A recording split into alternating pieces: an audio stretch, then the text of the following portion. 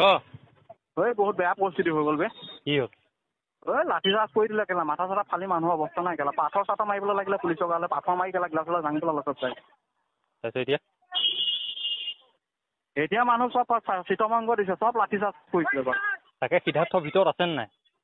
আছে মানুহটো, নাথাকিলে লাঠি চাৰ্জ কৰিব নেকি? মানুহটো আছে, সেইটো কাৰণে পাব্লিকে হাল্লা কৰি আছে না। কাম কৰা মানুহজনীয়ে কৈ দিলে আছে মানুহ, তাই দেখি আহিছে, সেইটো কাৰণে তাই কৈ দিলে পাব্লিকক, সেইকাৰণে পাব্লিক 2টা বজাত জাম হৈ গ'লগৈ। গিলাচ চিলাচ ভাঙি কৰি পাথৰ কেইটা খুব যেনেকুৱা পৰিছে, মই কেইটা পাৰ হৈ গৈ মোৰ ইটো মেনেজাৰ হাতত চাপ পৰিলে বোলে। এটা দেখিছোঁ মাথা ফালি কেইটা একেবাৰে সৰহৰা তেজ উলিয়াই আছে। এনেকৈ পিটিব নাপায়তো গৰু নিচিনা, এনেকৈ পুলিচে যদি প্ৰটেকশ্যন দিয়ে কেলা কি ভাল হ'ব তেতিয়াহ'লে।